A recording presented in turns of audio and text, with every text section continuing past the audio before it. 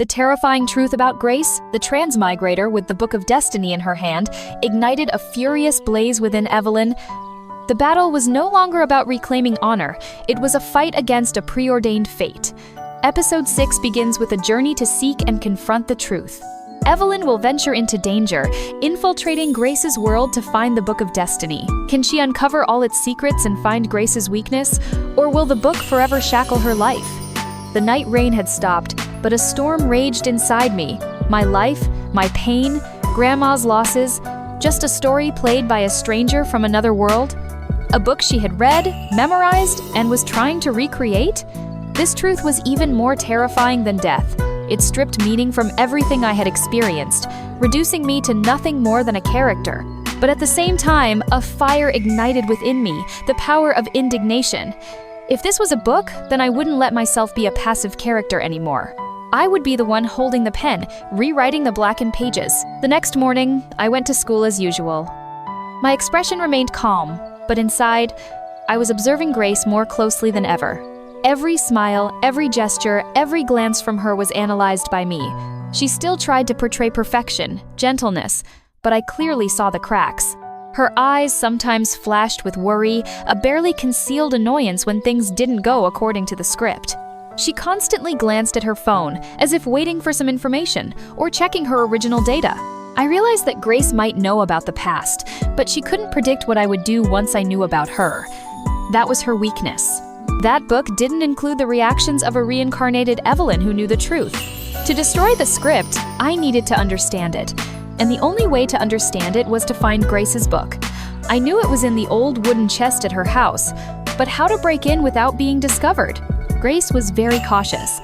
In the following days, I began to systematically gather information.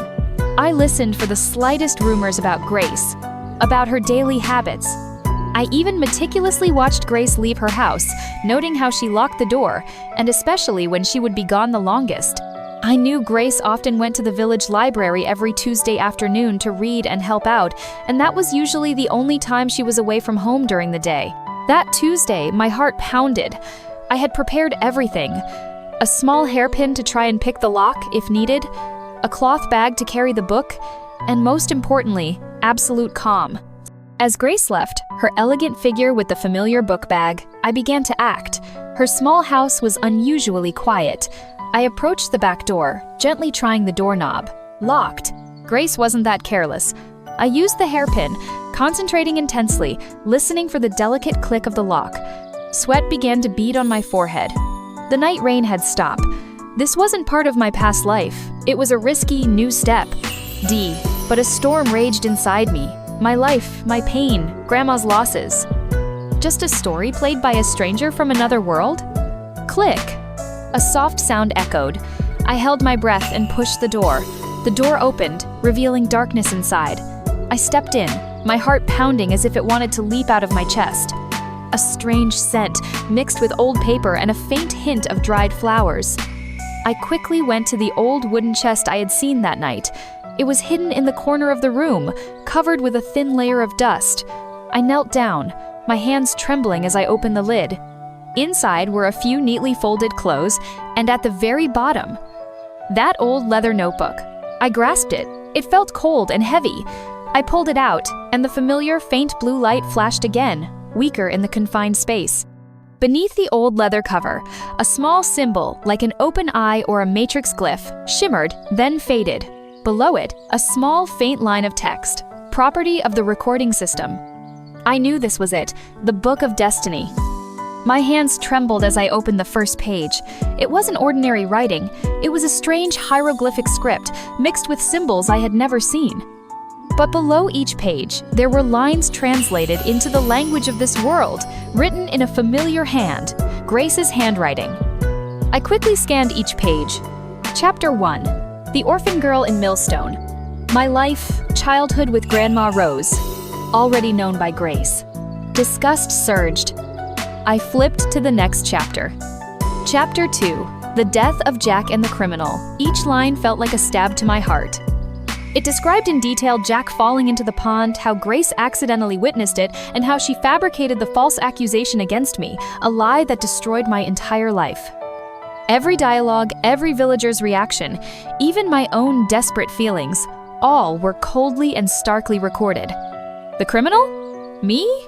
I still vividly remembered the fear when Jack fell and the helplessness when Grace just stood by and then fabricated everything. This book didn't record the truth. It recorded a sinful script I was forced to play. Worse, Jack's death wasn't just to harm me. It was an excuse for Grace to become a perfect angel in the villagers' eyes, a death exploited to solidify the Wicked One's saintly facade. I clenched my fists until they bled, resentment surging. I flipped further. Chapter 3. The Weakening of the Grandmother and Regret.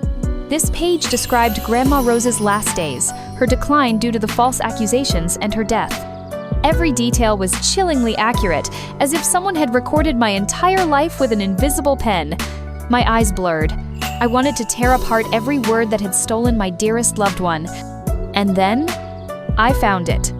Chapter 5. The Death of the Weak. The text described me being ambushed by Jack's father's thugs in the forest, how I was beaten and then died. Evelyn, the supporting character of the story, had fulfilled her role. Her death was the end of a phase, opening a more favorable new chapter for the main characters. Grace believed only the intelligent deserved to live, while the weak and lowly should be stepping stones for the strong. I gritted my teeth. Supporting character? Me? Accused, destroyed, and still secondary in someone's eyes? They saw me as a tool, a role to be discarded after use? Such disgusting indifference. The fire of indignation flared within me, wanting to burn this book to ashes. I continued flipping pages, searching for the end of the book, the chapters after my death. Chapter 7. The Angel's Perfect Ending. This chapter described Grace's life after my death. She became the village hero, loved by everyone, a significant figure in the community. She was hailed as an angel who rescued the village from darkness, and finally, she completed her mission and returned to her own world. The last line of the chapter, in Grace's handwriting, added a chilling message. Sometimes, for light to shine, darkness must be cleared. The strong will use every means, every trick to achieve their goals, even if it means harming others.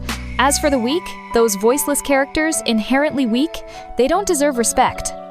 They are merely tools, stepping stones for the strong success. That is the rule, and that is the only truth. I slammed the notebook shut, my heart feeling like it would explode. This wasn't just a book. This was the map of my life, a death sentence, a plan of destruction that Grace had used. She hadn't transmigrated randomly. She was sent here, tasked with ensuring this script played out as planned. My reincarnation had ruined her entire mission. I heard footsteps outside. Grace! She was back. I panicked, hastily shoving the notebook into my bag and closing the chest lid. I rushed toward the back door, but it was too late. The sound of keys jingling at the front door. Grace walked in, her gaze swept around the room. And then, she saw the slightly shifted chest, the thin layer of dust disturbed. Her eyes turned sharp. Someone was here, she whispered, her voice full of danger. I stood hidden behind the door, holding my breath. I heard her drawing closer. Do you think you can hide, Evelyn? Grace suddenly spoke loudly. Her tone completely changed, no longer angelic. I know you're here. I know what you took. My heart pounded. She knew. She knew I had broken in. Could the book have warned her? Or did she have some sixth sense? Come out. Grace's voice was now cold and commanding. We need to talk. You've ruined everything. But there's still a chance to fix it. Give it back to me. I couldn't hide forever. I knew that. I stepped out from behind the door, face to face with Grace. Our eyes met. No more pretense. No more acting, only the naked truth. Grace saw the notebook in my hand. Her eyes narrowed, a wicked smile appearing on her lips. Oh, you've read it, have you? So you understand now, don't you? You're just a character who was supposed to disappear. You can't change anything. This book is the law of this world. Whoever defies it will suffer the consequences. I am not your character, I said, my voice full of defiance, though my legs still trembled slightly. I am Evelyn, and I will rewrite my own story. Grace burst into loud, mocking laughter. Naive, do you think an ant can defy the author's will? You don't understand. This book isn't just a story, it's written reality. It's the thread that maintains everything. She suddenly lunged, fast as a gust of wind, her hand reaching to snatch the book. I flinched, stepping back, but she was too close. Her hand touched the notebook, and a strange surge of energy ran through me, numbing me. "Give it back!" Grace roared, her power truly terrifying. I clenched the notebook tightly, trying to hold on to it. In the moment of struggle, the notebook sprang open. A page popped out, a new, clear image appearing before my eyes. It was an image of me. I was fighting Grace. And below, a large line of text, written in blood. "If the book is destroyed, all will vanish." I was stunned. This book, it wasn't just a script. It was what kept this world existing. If it was destroyed, everything would end? Everyone. Grandma Rose? Jack, the entire Millstone Village? All would disappear? Was I being selfish by only thinking of revenge and forgetting this horrifying consequence? Would defying Grace truly be liberation, or was I destroying everything I loved with my own hands? Grace saw my horrified expression. She burst into loud, triumphant laughter. Aha! Finally understood. Have you? You can't destroy it, Evelyn. You can't. You wouldn't dare. I looked at the book in my hand, then at Grace, at the room bathed in dim light. Everything became more complicated than I imagined.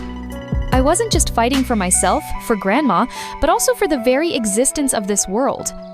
The confrontation between me and Grace had reached its climax.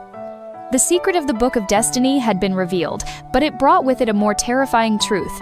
The fate of this entire world was tied to the fate of the book. The Book of Destiny is now in Evelyn's hands, revealing the secret of the world's fate. Evelyn now faces a cruel choice: destroy it for freedom or protect it to save everything? Grace has revealed her true nature, and their confrontation reaches its peak. What decision will Evelyn make to change her fate, and what will happen when she confronts the mysterious recording system behind it all? Look forward to episode 7, when the fate of Evelyn and this entire world will be decided.